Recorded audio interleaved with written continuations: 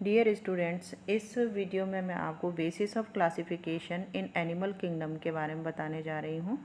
पिछली क्लासेज में आपने कई सारे फाइलम्स के बारे में पढ़ा होगा, जैसे कि प्रोटोजोआ, पोरीफेरा, सीलेंट्रेटा।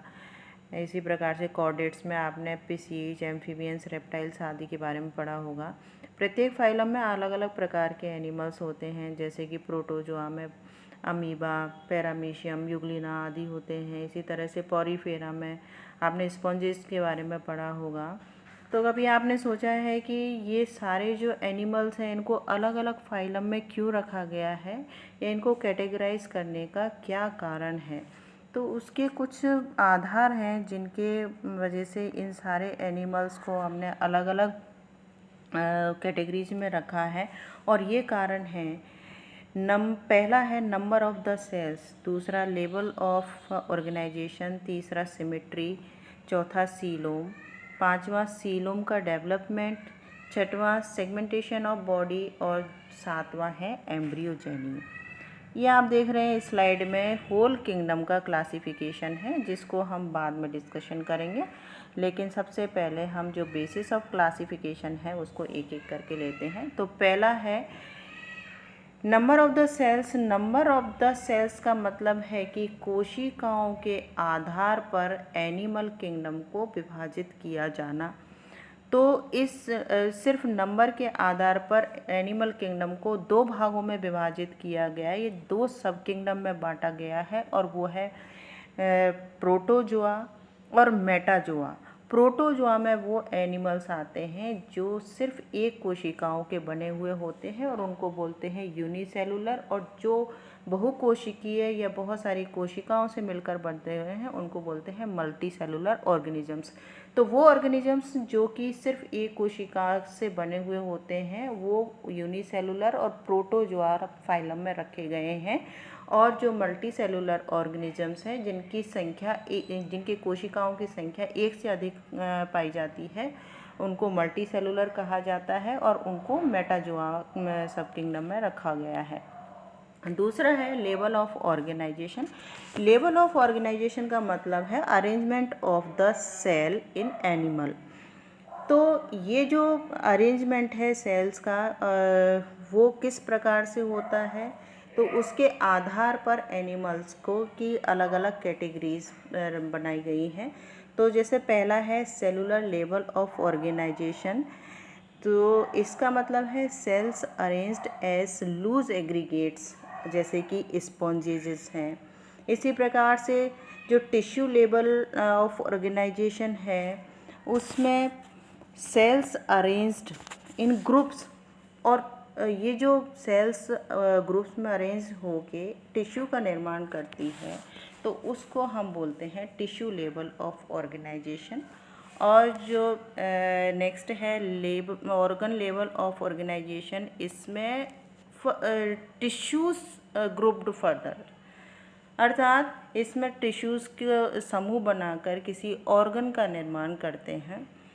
और ये ऑर्गन डिफरेंट होते हैं, जैसे कि हमारी जो एक्सक्रीटरी सिस्टम है तो उसमें किडनी है, यूरिनरी ब्लैडर है, तो ये सारे ऑर्गन्स हैं। इस तरह के ऑर्गन्स मिलकर जब किसी सिस्टम का निर्माण करते हैं या तंत्र का निर्माण करते हैं, तो उनको organ system level of organisation कहते हैं। तो जो सेलुलर लेवल ऑफ ऑर्गेनाइजेशन जिन एनिमल्स में होता है, और उनको हम बोलते हैं पोरीफेरंस या स्पॉन्जेस बोलते हैं, और उनका फाइलम है पोरीफेरा।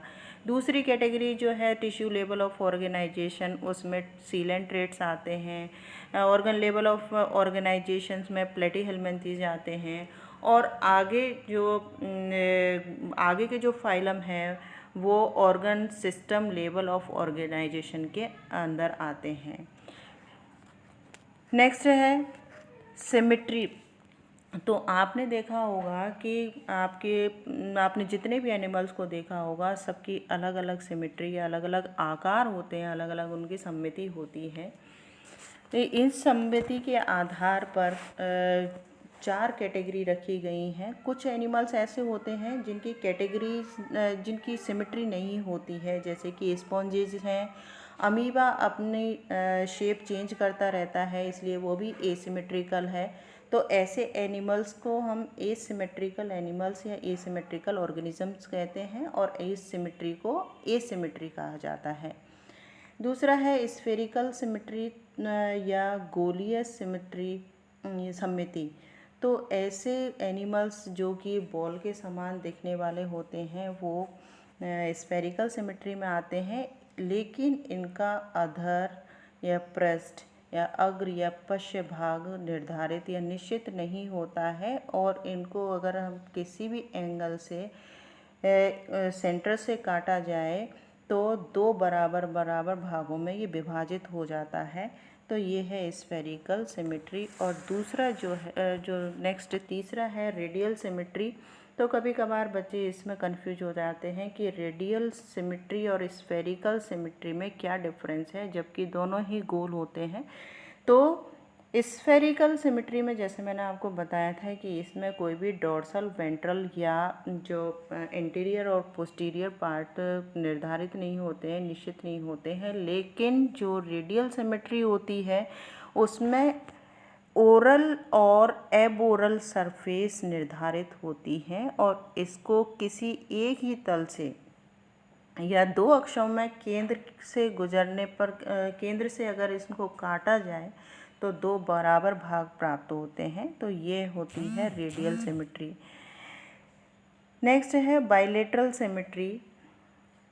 तो इसमें ऐसे एनिमल्स आते हैं जिसमें डोर्सल और वेंट्रल भाग तो निश्चित होते ही हैं, इसके साथ ही साथ अग्र और पश्च भाग भी निर्धारित होते हैं, जिसमें कि हम लोग भी आते हैं, ह्यूमन बीइंग्स आते हैं। तो ऐसे जो सिमेट्री होती है उसमें जो फाइलम है वो है हेलमिन्थीज, ऑर्थ्रोपोड, मोलस्क और कॉर्डेटा के प्राणी इसके अंतर्गत आते हैं।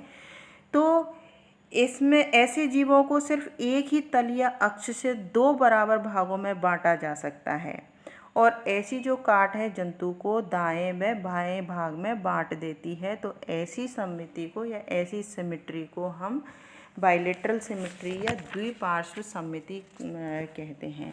इस सिमेट्री के आधार पर एनिमल्स को दो भागों में विभाजित किया गया है या दो वर्गकों में विभाजित किया गया है। वो है पहला रेडिएटा और दूसरा बाइलेटरिया। रेडिएटा में वो प्राणी आते हैं जो कि गोल हैं या जिनकी सिमेट्री जो है रेडियल है, और ऐसे जो फाइलम हैं या निडेरिया, टीनोफोरा जो संघ हैं उसमें स्फेरिकल सिमेट्री वाले एनिमल्स आते हैं। और बाइलेटरिया जो शाखा है उसमें बाकी सारे जितने भी हायर एनिमल्स हैं वो सब आते हैं। नेक्स्ट है सीलोम। तो सीलोम या जो बॉडी कैविटी, जब डेवलपमेंट जब होता है या परिवर्धन के समय भ्रूण में ब्लास्टुला के अंदर एक कैविटी का निर्माण होता है जिसको ब्लास्टोसील कहते हैं। और जब गैस्ट्रुलेशन के टाइम पे ये ब्लास्टोसील मीजोडर्म के द्वारा भर जाती है, तो अगर ये जो कैविटी है ब्लास्टोसील है यदि मीजोडर्म से पूरी तरह से भर जाती है तो इस कैविटी को हम एसीलोम कहते हैं। और इसके इस प्रकार के प्राणी जिसमें ऐसी ब्लास्टोसील पाई जाती है उनको एसीलोमेटा कहते हैं या एसीलोमेट्स कहते हैं। लेकिन किन्हीं प्राणियों में ये जो ब्लास्टोसील है ये पूरी तरह से नहीं भरती है, बल्कि इसका कुछ हिस्सा बरकरार रहता है। इनमें कहीं कहीं मीजोडर्म उपस्थित होती है, इसलिए इसको हम सूडोसीलोम कहते हैं। और इसके अंतर्गत जो प्राणी आते हैं या जिन प्राणियों में सूडोसीलोम होती है उनको सूडोसीलोमेट कहते हैं। और ये जो प्राणी हैं जैसे निमेटोडा के प्राणी जैसे एस्केरिस इसके अंतर्गत आते हैं। और जो सीलोमेट एनिमल्स होते हैं उनमें ब्लास्टोसील बरकरार रहती है और दोनों तरफ से मीजोडर्म से आस्तरित रहती है, तो इसको ट्रूसीलोम कहते हैं। और ट्रू सीलोम जिन प्राणियों में होती है उनको सीलोमेट्स कहते हैं। इन प्राणियों को भी इसके परिवर्धन के आधार पर 2 भागों में विभाजित किया जाता है। या जो सीलोम है इसके परिवर्धन किस प्रकार से हो रहा है उसके आधार पर भी प्राणियों को 2 भागों में विभाजित किया जाता है, शाइजोसीलोमेटा और एंटेरोसीलोमेटा। तो स्टूडेंट्स, आज के इस वीडियो में बस मैं ये सीलोम तक ही आपको डिस्क्राइब करूँगी, क्योंकि नेक्स्ट वीडियो में मैं आपको आगे के जो बेसिस हैं क्लासिफिकेशन उसके बारे में बताऊँगी। Thank you.